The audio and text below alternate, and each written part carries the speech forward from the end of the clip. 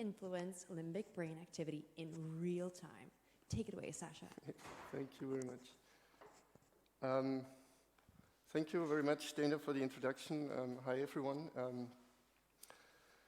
What I want to do today is show you a few data from a recent experiment that we did, and we also tried to introduce a novel setup for neuroimaging. Probably most of you who know neuroimaging, you are quite limited in terms of what kind of studies actually you can do. And then most of the studies that looked at music, emotions, I mean, you use recorded music and then just play this to the participant inside the scanner. And we were also thinking is how we can introduce a really live setup during brain imaging. So that we came up with this setup here. I think it involves some features of entrainment. I don't know yet. I just like also from the panel discussion had the impression, I mean, you can say like anything that is synchronizing is entrainment. I don't know if this really is an entrainment, but we can like maybe discuss this afterwards. So this was the setup. We had a person inside the scanner, so we were doing real-time brain imaging, especially with a focus on the limbic system, especially the amygdala. And then we had a person outside the scanner. We had two piano players. They were playing live piano music. This was like put on the headphones of the person inside the scanner. We quantified in real time amygdala activity, which is part of the limbic system. People will say this is the core of the affective brain, actually. We quantified amygdala activity and played this back to the musician. And the piano players had a task, play a piano piece, but try to change or modulate how you play the piece in order to increase in real time the activity of the person inside the scanner, especially amygdala activity. So this was a loop between a musician and a person listening while we quantified brain activity. This was a study mainly done in Switzerland with a few colleagues, music experts in the field. And I quickly want to show you the data here. A little bit of a background, music, emotions. Many people say music can express really strong emotions. And if other people listening to this music, you typically see strong brain activity because we have an affective brain system that is also strongly responding to emotional signals. This is a meta-analysis that we did a few years ago about different auditory signals, about emotions, also about musical emotions. And we quantified the probability if you do neuroimaging studies on music and you want to find limbic brain activity, especially in the amygdala. The probability is not really high, it's about 50%, which is some kind of consistency, but it's not really strongly consistent. We were always questioning why is this the case, and one answer to this question is that previous studies used recorded music. In many of the studies that we do, we have a focus on the limbic system, especially the amygdala. In most cases, it's the left amygdala. This is again a meta-analysis or a review that we did a few years ago, just looking at studies, how many studies do find amygdala activity in response to music. You see many studies report amygdala activity, but not all of them. So there's still, or again, a certain level of inconsistency. So we came up with this design that I showed you in the beginning, the setup with a musician playing the piano, and then you have a person inside the scanner listening to this music.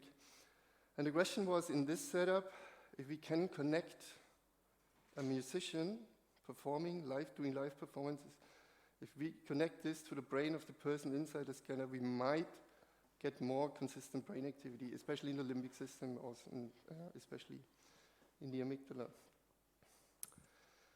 So this was the setup.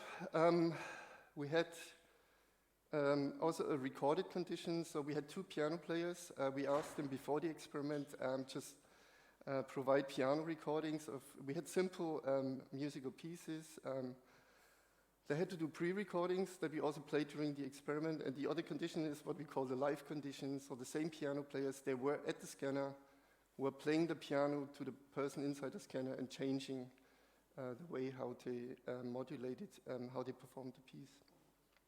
We had pleasant music, more negative piano music, and then also pleasant, positive piano music, just to have a little bit of variation in terms of the emotion and quality. I have some examples. Maybe I put this in the end. If you want to listen to some of these piano pieces, I can play you some examples. Maybe let's do this in the end. So for every person inside the scanner, we have always 2 piano players to have a little bit of a variation between how one person or one musician is playing the piece, and then also like a second person. So we always had 2 piano players during the scanning sessions.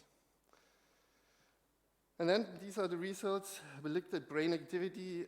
First thing that we did is what is, or do we find higher brain activity during the live condition? That was the condition, the prediction, because during live performances you can adapt how you play the piece and adapt it to the listener's responses. So we compared live brain activity compared to the recorded brain activity. And this is what we see. It turns out it works. So live music stimulates much better the brain. On the top left is the amygdala. This was the target brain area also for this loop between the musician and the person listening. And with these live conditions, we find stronger activity in the amygdala and also much more consistent activity in the amygdala. Not only in the amygdala, also in the auditory cortex. By typical, it's an auditory signal, so you have to do the auditory analysis. Hippocampus, ventral striatum, the typical brain areas that you would expect if people listen to emotion music. Quickly also, we did brain connectivity analysis. This is brain connectivity that is significantly higher during the live condition compared to the recorded condition. And you also see the live music, it much better stimulates brain connectivity compared to recorded music. We also did, I don't go into detail, acoustic analysis between the live music and the recorded music. Of course, you would expect there's a difference because live music is an adaptation to listener responses, so there is obviously a difference in terms of acoustic features. This is what you would expect, this is what you predict, but you have to show it. There's an acoustic difference between live music and recorded music. And then we did several types of correlation analysis, and this is the point where I think this is some kind of entrainment, but maybe some other people might disagree here. We had the musical performances, so we recorded the music that the piano players were playing during the live and during the recorded condition. So we have a lot of features here about the music. We can split it up in different acoustic features. And on the other side, we have a lot of features from listeners. For example, listeners, when they were listening to the music, they were doing valence ratings, arousal ratings, and so forth. We did a correlation between the musical features and the features of the listener. And our idea is if we find a correlation between the music and the listener, the correlation would be an indication of entrainment. But this is my definition. Maybe other people would not say this is entrainment. So we did a lot of correlation analysis. First type of correlation analysis was between the brain activity of the person inside the scanner and their arousal ratings, so how intense is the musical emotion, and then also valence rating, was it positive or negative. We had a lot of correlation. Statistically, we analyzed it as a shift in the correlation distribution. We did a lot of analysis, just 3 major findings. We find a lot of correlations between arousal and valence ratings of the listeners with their brain activity in the auditory cortex, so we didn't find any correlation with other brain areas, actually. During the live conditions, we found many positive correlations, which you would also predict because there's maybe some correspondence between the perceptual levels, so arousal, valence rating, and also the brain activity. During the recorded conditions, we didn't find many correlations, but surprisingly, all the correlations that we found were negative, actually. So only during the live conditions, there's really a positive correlation between brain activity and the perceived emotion. And then finally, this is my last slide, actually, this is probably the core of entrainment. We took the musical features, so performance of the musicians, correlating them with brain activity. And again, if we would find correlation here, this might be a strong indication of entrainment. A lot of data, just to summarize here, we only found correlation between musical features, brain activity during the live conditions, not during the recorded condition. Again, this is partly what you would expect.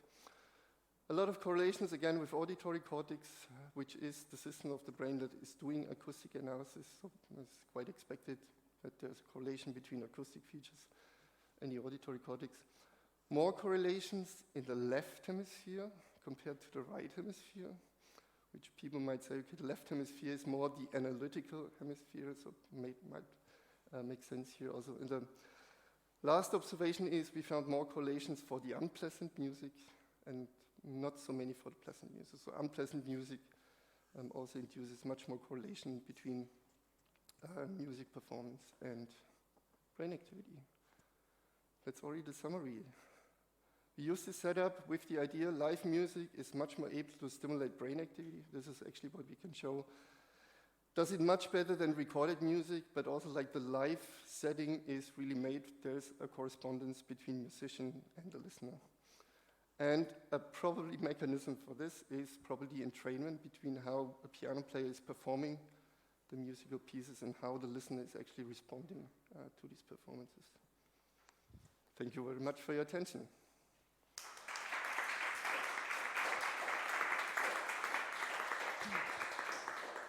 Thank you so much, Sascha.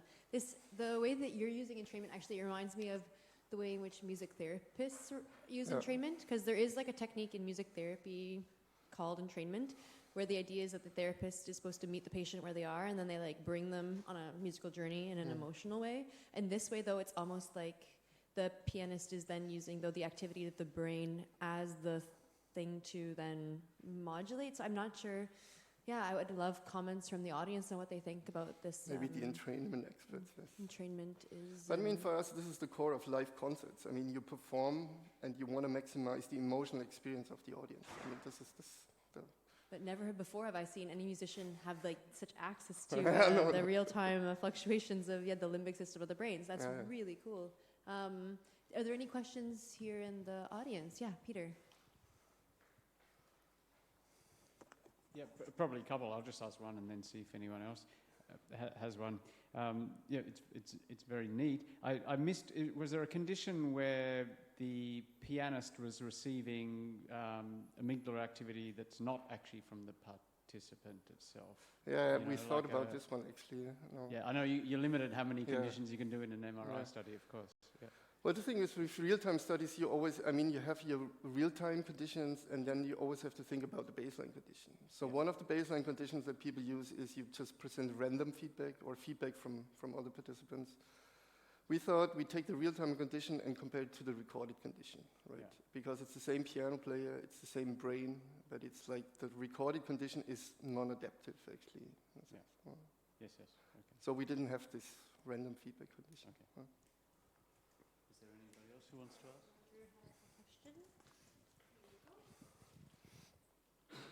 Did you try making a model of the data? I mean, correlations have their dangers. Yes. I mean, we looked a little bit, so the idea of this setup is, I mean, usually if you do neuroimaging, your focus is on the brain of the person. But in this case, we only use the brain as, like, say, a learning object to optimize the performance, right? We did a lot of, I mean, acoustic analysis on the musical performances. We usually also do a so-called PCA analysis just to see how individual is the performance. And it's actually both. So it's like the piano players, they introduce, like, I would say, common strategies that they use for all the participants, but there's also like some individuality for each specific listener. So what we did is a little bit of modeling how can we boil the variation of the musical performance down to common components, how actually musicians would introduce variations. But we didn't do a model in a strong sense, actually. Well, it could be a good idea, actually. Thank you so much for your talk. I'm interested in the activity of orbitofrontal cortex. I mean, OFC is famous for the variance. Yes. So the amygdala is really related to strong emotion, I think. But the music is more. It's like this music is good, or so. It's not so deep emotion, I think. Yeah, it might happen, but the OFC is more related to the variance. So I'm curious about the activity of OFC with a live concert. Yeah. Oh, that's a good question, actually. I would predict the OFC is involved, maybe in a different sense. In the beginning, we thought a little bit of what is our target brain area. Amygdala makes sense in terms of it's a central part of the limbic system. The thing is, with the OFC, probably you know it from imaging, you have a lot of signal dropout. Right? And it's quite difficult, actually, to do real-time studies with the OFC as a target region, because your signal is always, you have so much artifacts in the signal. And we use the setup now with different target features. So we use the same setup, for example, also in investigating brain connectivity between amygdala and hippocampus, for example. So you couldn't use the setup for different target signals. OFC might be an option. It's so difficult to record it, actually. You have a lot of signal dropout. Thank you so much. I was also thinking about because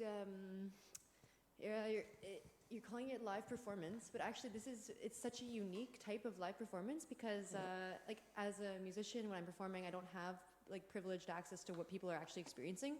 Oftentimes they come up to me after and say like, that was amazing, but their faces when I'm performing are just like straight, right? Or like they don't give away any emotion. And so then I wonder if there's like, have you thought about how actually this is like such a, it's maybe not like live performance, it's like a live interaction between a person and a musician. And so it is almost, I don't want to call it music therapy, but it's getting towards like what music therapists do.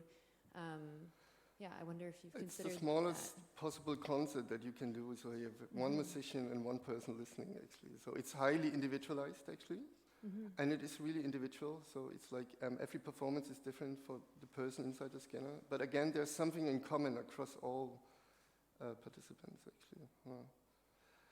I mean, I agree, usually in a live setting, it's like you don't see individual people in the audience. I mean, you have the general feedback from the audience, but you don't have single people, actually.